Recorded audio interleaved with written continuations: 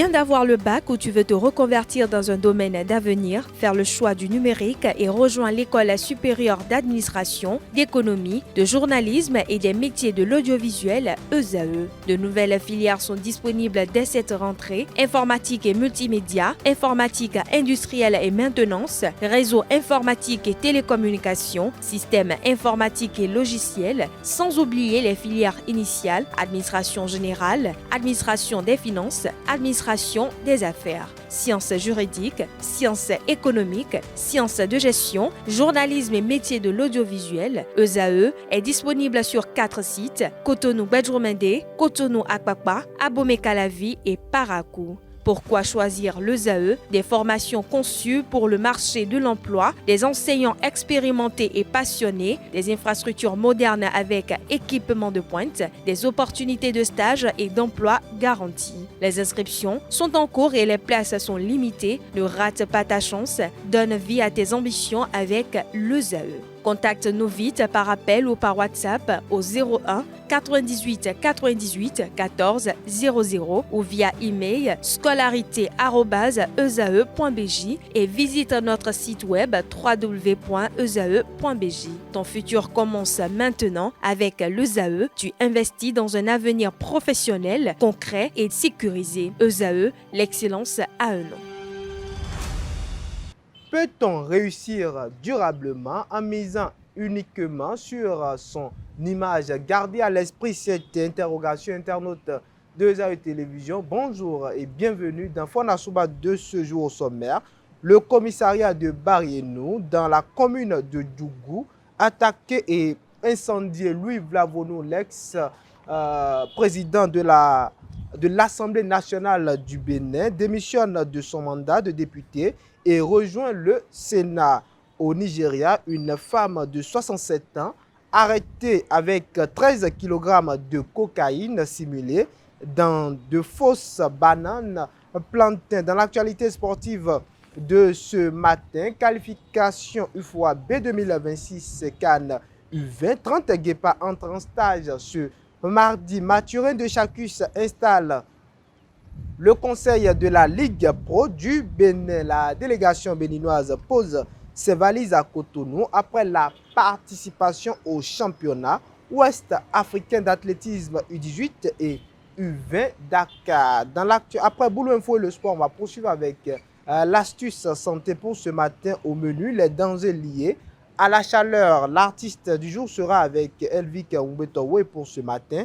Il nous vient avec un artiste chanteur français, il a pour nom Julien Doré. Et pour boucler avec la boucle, je vous invite à suivre Parlons-en avec nos intervenants. Voilà l'essentiel à retenir pour l'émission matinale de ce jour. Boulot Info et le sport, c'est après ceci.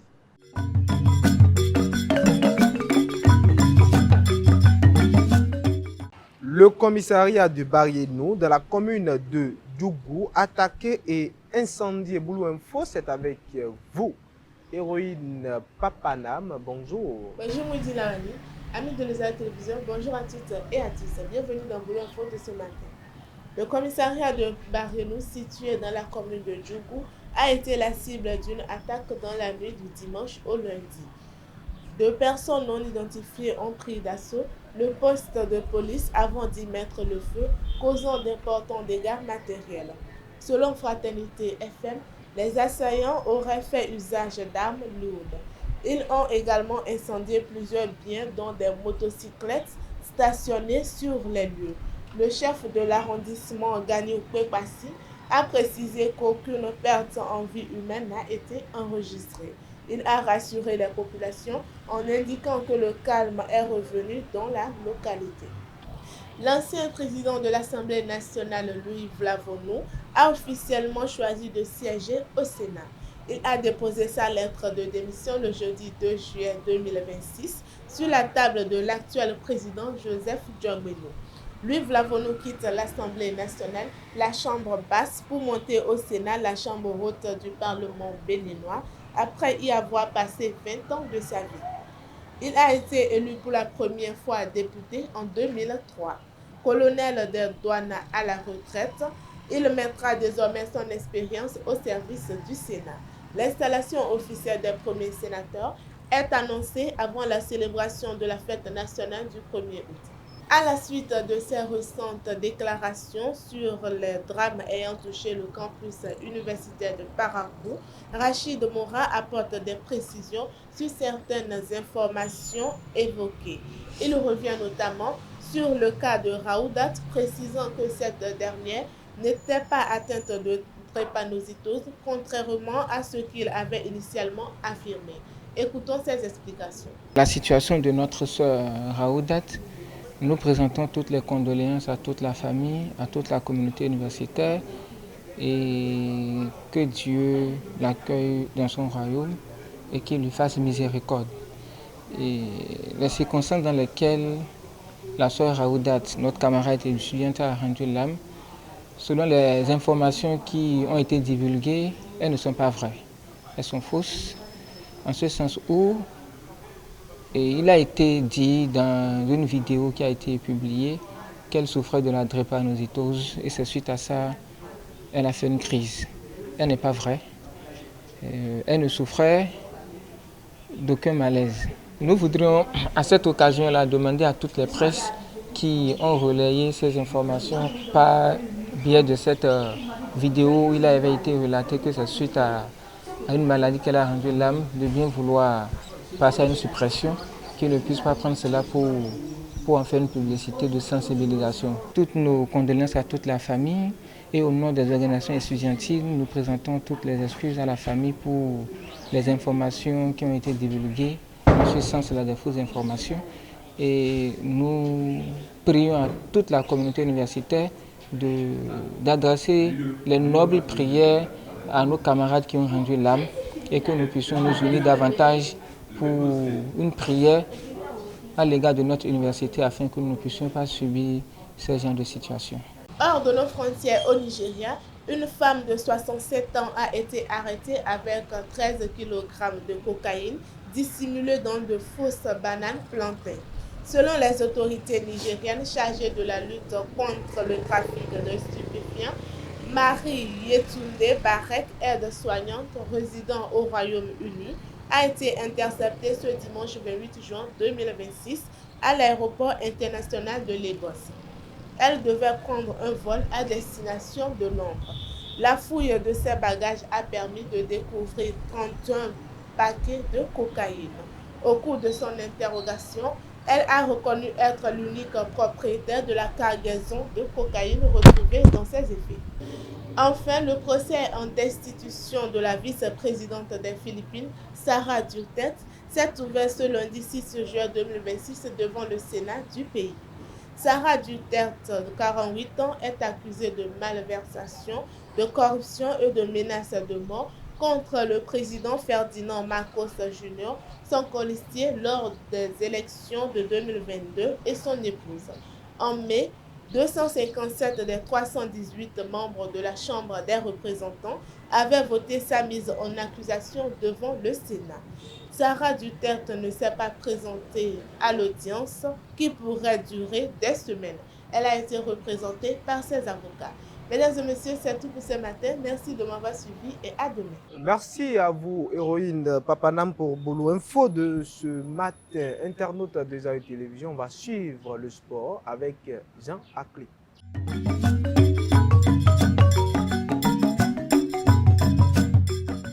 Qualification UFOAB, Cannes U20, 30 Guépa entre en stage ce mardi. L'actualité sportive, c'est avec vous. Jean Aclé, bonjour. Bonjour, Mounina Wani. Internaute de la télévision, bonjour.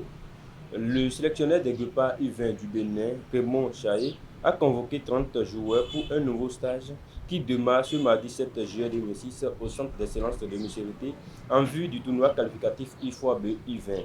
Ce regroupement fait suite à celui du 22 au 26 juin dernier. La liste comprend des locaux et d'autres joueurs évoluant en Afrique et en Europe. L'enjeu de ce stage est d'arrêter l'ossature finale avant de lancer le travail avec le groupe définitif dès la semaine prochaine. Le tournoi qualificatif est prévu du 17 juillet au 10 août 2026 en Côte d'Ivoire. Une nouvelle étape s'ouvre désormais dans la professionnalisation du football béninois. Le président de la Fédération béninoise du football, Mathurin de Chacus, a installé ce lundi les membres du conseil de gestion de la Ligue de football professionnel du Bénin, élu le samedi 27 juin dernier. Joël Debali promet un mandat sous le signe du travail et de la responsabilité. La cérémonie s'est tenue au siège de la FBF en présence des membres du comité exécutif. Avec cette installation, la Ligue de football professionnel du Bénin est désormais en ordre de marche. La délégation béninoise d'athlétisme est de retour à Cotonou après sa remarquable participation au championnat ouest-africain d'athlétisme U18 et U20 Dakar 2026. Lors de cette compétition, les athlètes béninois ramassent 10 médailles. Les jeunes athlètes reviennent avec la fierté d'avoir dignement représenté le Bénin sur la scène ouest-africaine. La Fédération béninoise d'athlétisme félicite tous les athlètes, les entraîneurs et l'ensemble de la délégation pour leur belle performance. Enfin, l'arbitre internationale ougandaise Shamira Nabada a été désignée pour diriger le match retour du dernier tour des éliminatoires de la Coupe du monde féminine U17 Maroc 2026 entre les Amazones U17 et les Flamingos du Nigeria, prévu le samedi 11 juillet 2026 au stade de Kédé. Pour rappel, l'officielle ougandaise a dirigé le 10 mai dernier le duel entre les Amazones U20 du Bénin et les éléphantes U20 de la Côte d'Ivoire. Les Béninoises s'étaient brillamment imposées 4 buts à 1, validant une qualification historique pour leur première Coupe du monde féminine U20. Voilà, Mouidine Lavani, c'est tout pour l'espoir de ce matin. Merci à vous, Jean-Claude, pour l'actualité sportive au Bénin et hors de nos frontières. Jean-Claude, les phases finales de la Coupe du Monde commencent à se dessiner. On connaît déjà les éliminés, on connaît les qualifiés.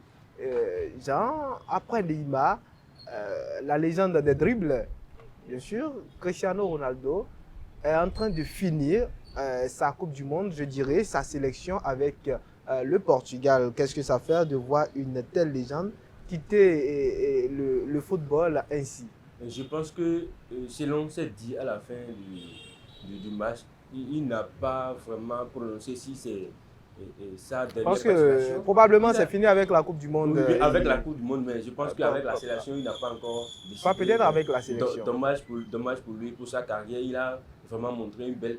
C'est une légende, c'est le suivi du football mondial, si je peux le dire ainsi, à côté de Lionel Messi. Les deux étaient vraiment sur la scène internationale. C'est les deux qui fait vivre, qui reconnaît depuis Real Madrid, qui a fait l'envie, ou bien je ne sais pas qui montre véritablement le visage du football. Le visage du football. Ce sont les deux légendes qui font souvent les polémiques. Jusqu'à présent, on dit les GOAT, qui est le GOAT, qui est le GOAT. Je pense que ça, c'est pour les passionnés du football. Mais dommage pour lui qui n'a pas pu remporter la Coupe du Monde dans sa carrière. Mais il a dit que la Coupe du Monde ne définit pas l'immense carrière qu'il a eue. On peut pas le juger parce qu'il n'a pas remporté cette compétition. Je pense que ça, c'est son idée. Ceux qui disent qu'il faut la Coupe du Monde pour être le meilleur, je pense que c'est leur envie, ça. La Coupe du Monde, tout le monde sait que c'est la meilleure Coupe du Monde. La Coupe du Monde, c'est la meilleure des coupes de compétition. Même si c'est limite cette compétition ou bien cette match. Je pense que c'est la meilleure. Il a même comparé, il a même voulu comparer même à l'Euro. Non, il n'a pas comparé à l'Euro. Il ne faut pas sortir les propos de leur contexte. Il disait tantôt que le Portugal n'existait pas avant Cristiano. Pourtant, le Portugal a connu des légendes comme Zico, des légendes comme le Portugal n'a pas pu remporter une coupe avant. Mais il a remporté des trophées majeurs pour l'équipe du Portugal. Pour lui, c'est comme de l'achievement, comme on le dit en anglais. Donc, il a fait ce que beaucoup n'ont pas pu faire pour le Portugal. Donc, c'est comme s'il a déjà remporté beaucoup plus pour le Portugal. Oui, je pense qu'il a même dit, il a précisé ça, que l'Euro pour lui et la Coupe pour lui, avec le Portugal. Avec le Portugal. Ok, pour lui, là, on peut comprendre. Mais si on va dire qu'on va comparer l'Euro déjà à la Coupe du Monde, il faut reconnaître que la Coupe du Monde, c'est une compétition majeure. Merci à vous, Jean-Claude, pour ce matin. Internaute de Zahir Télévision, à présent, on va suivre l'astuce santé avec Sylvie Dédéo.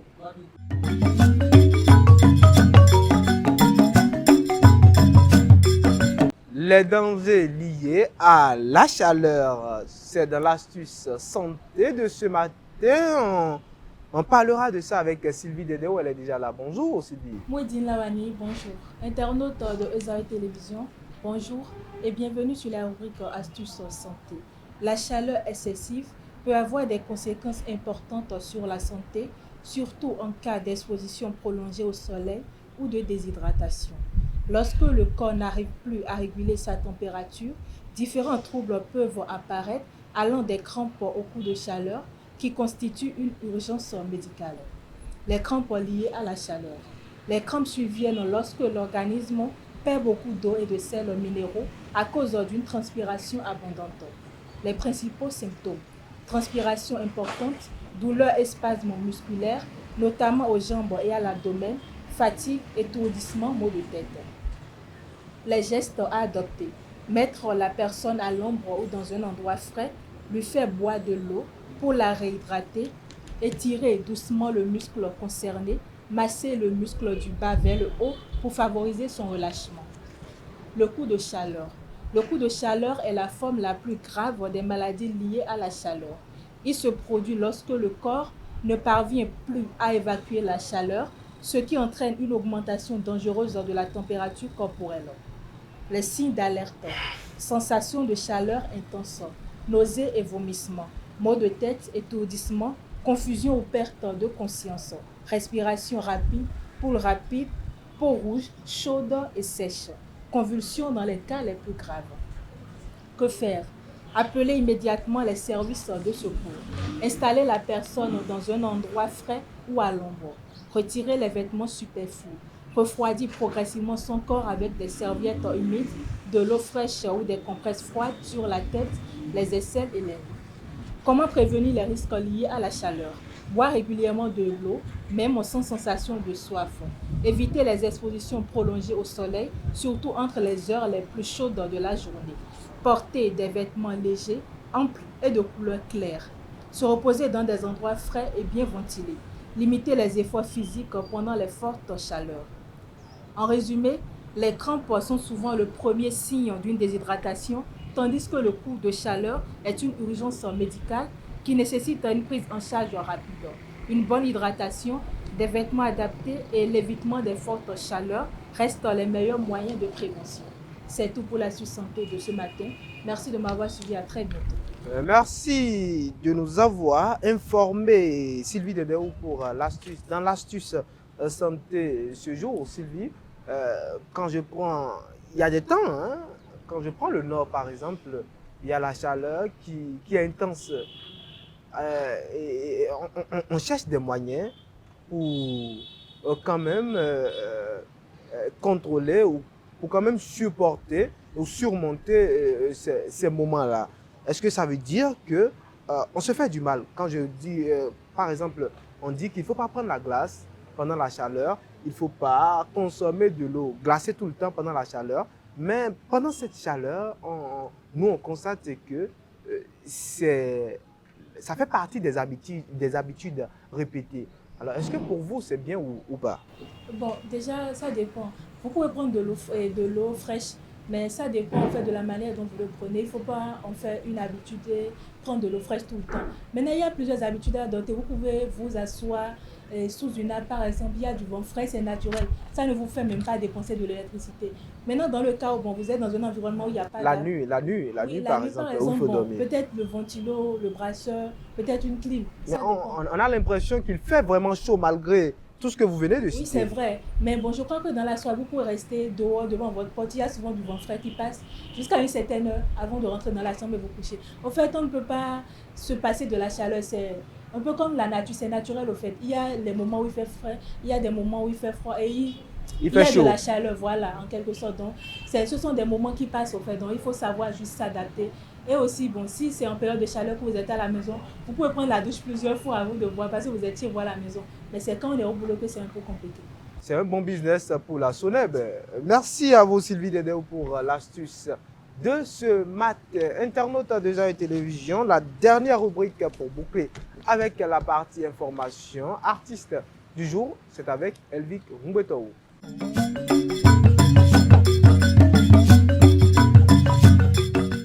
Julien Doré, c'est avec vous, Elvic Humbetou. Diallo, c'est un artiste chanteur. Bonjour. Bonjour Modina Wali, internaute des Airs Télévision, bonjour. Julien Doré est un artiste né le 7 juillet 1982 à Alès, dans le Gard.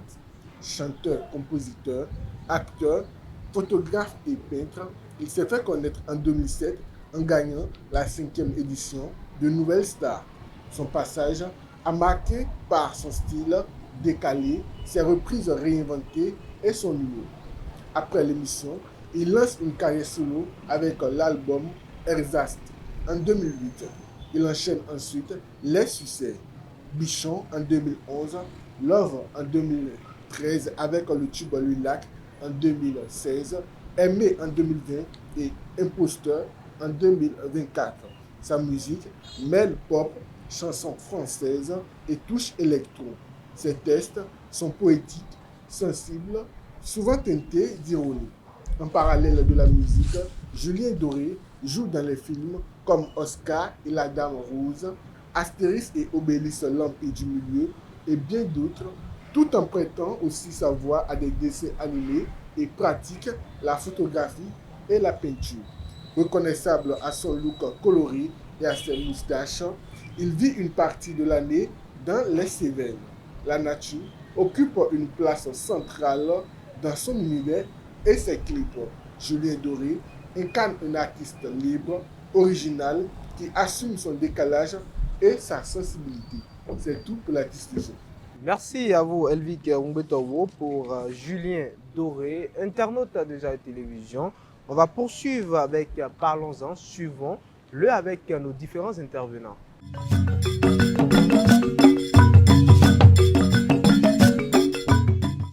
Internaute de Jai Télévision, je vous demandais tantôt de garder à l'esprit cette interrogation ce matin. C'est l'interrogation que je ramène dans Parlons-en. Pour vous, peut-on miser uniquement sur son image pour réussir?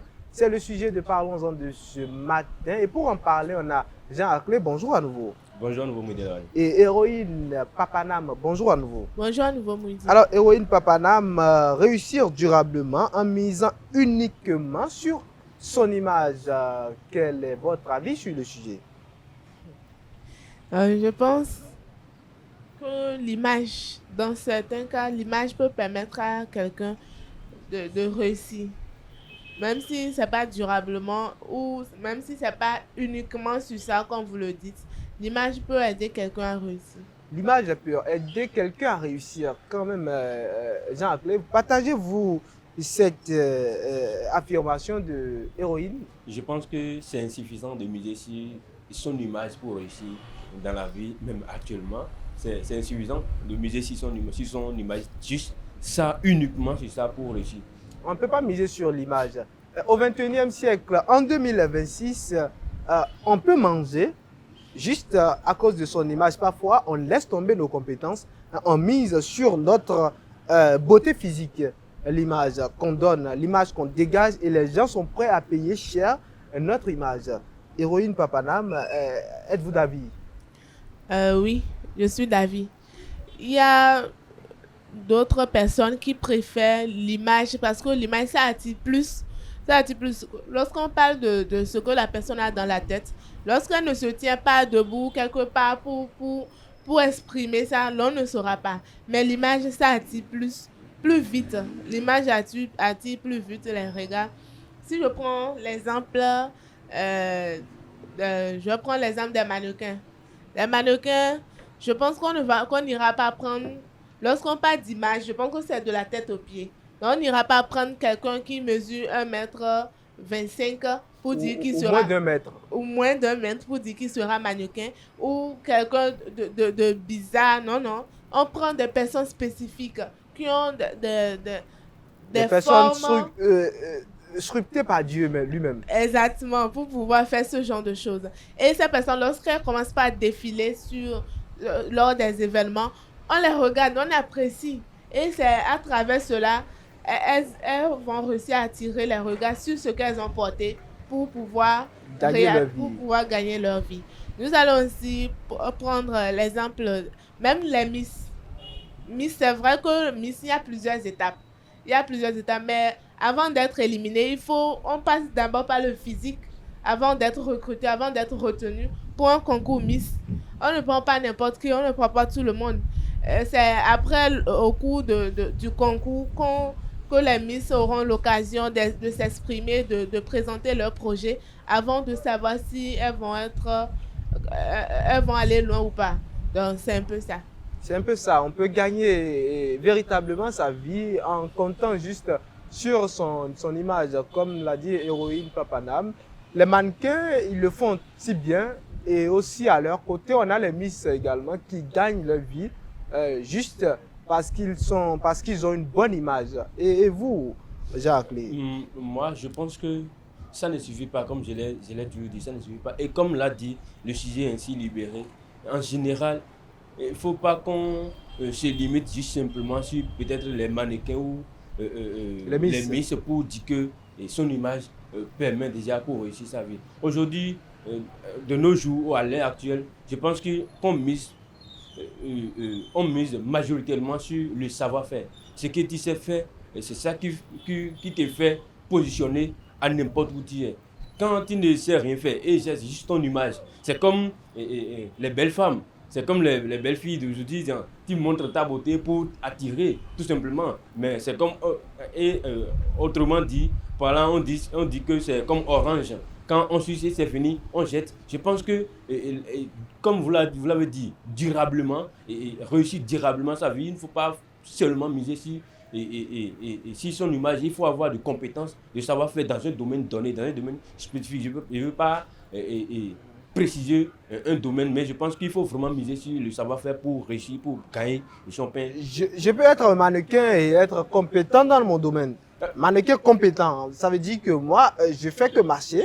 Je fais que défiler.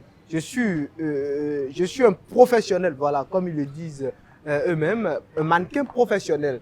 Je suis professionnel et je vends toujours mon image, même quand je vieillis, et je demeure mannequin. Je pense que vous demeurez mannequin en imposant la compétence. Ce n'est pas seulement votre image qui attire. Je suppose que vous avez dit que vous êtes vieilli, même en vieillissant, et vous serez toujours là. Quand vous serez toujours là, en vieillissant, je pense que là, c'est votre compétence que les gens privilègent. Il ne faut pas privilégier son image en vieillissant.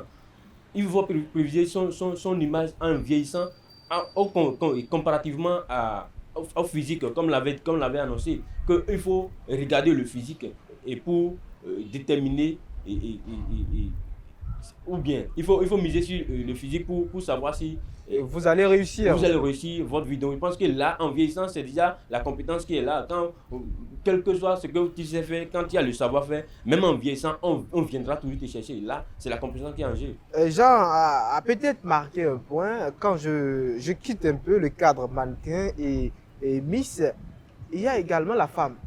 Aujourd'hui, ce que la femme nous vend de plus, c'est sa beauté. Exactement. C'est son image.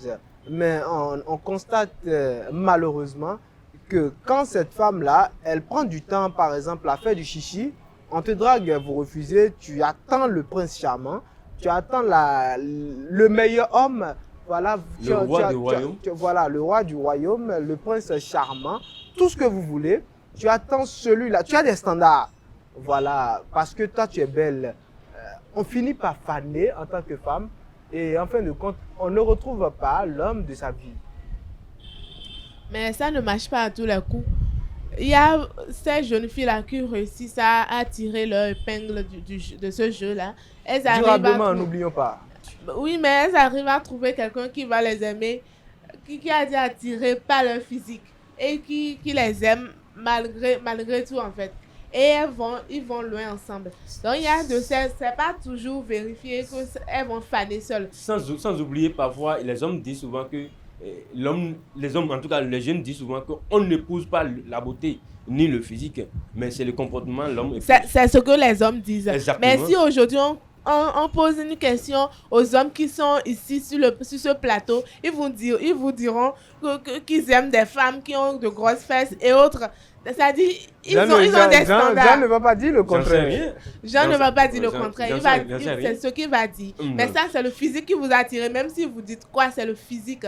Ça, vous n'allez pas me dire aujourd'hui que c'est parce que la fille là est intelligente ou quelque chose. Non, mais c'est son physique qui vous a attiré en mais pas premier. durablement. Je pense que le physique peut attirer mais pas durablement. Et mais là, ça attire quand même. Même si ça attire, je pense que c'est pas ça qui te fait réussir. Quand le physique attire maintenant, je pense que côté femme et homme, je pense que quand physique déjà, quand ça attire, je pense qu'on maintenant on fait recours maintenant au comportement. Et c'est là que l'homme revient maintenant sur le plan sérieux. Bon, tous les hommes ne regardent pas le physique. Moi, par exemple, je ne suis pas intéressé par le physique. Mais c'est pas sur ce plateau vous allez nous dire ça. Héroïne Papanam, quand on veut draguer une fille, on ne drague pas cette fille du premier coup parce qu'on a vu la fille aujourd'hui, parce qu'elle est rayonnante, il suffit de la draguer, non? On regarde la fille sur le long terme. Avant de se rapprocher de la fille, normalement, on essaie de courtiser la fille. De savoir qui elle est. Et qui elle est, et la façon dont elle marche, la façon dont elle parle avec son entourage, c'est ce qui nous pousse à la draguer, pas que le physique, parfois. Mais ce que moi je veux que vous compreniez, c'est que c'est le physique, c'est son physique qui vous a attiré premièrement. Tout simplement parce que la fille a des choses là où il faut, c'est ça qui vous a attiré. Et déjà, selon le sujet, c'est que est-ce qu'il faut réussir durablement à travers le physique? Je pense que là, c'est déjà non. Mais il y a de ces hommes-là, je prends l'exemple d'une fille. Elle a connu un jeune homme, il est beau, c'est-à-dire son physique, elle l'aime bien, mais ce gars, c'est un vilain garçon, un bad boy. Mais elle est toujours accrochée tout simplement à cause du physique de l'homme. Elle l'aime, elle veut que lorsqu'elle va sortir avec cet homme, qu'on dise waouh, quel beau mari, quel beau gars. Mais elle est accrochée, elle n'a pas lâché prise. Je pense que de ce côté, c'est moins faible de voir une fille épouser un garçon ou bien un homme aujourd'hui. Et juste à cause de son bien sûr, bien sûr. Il y en a.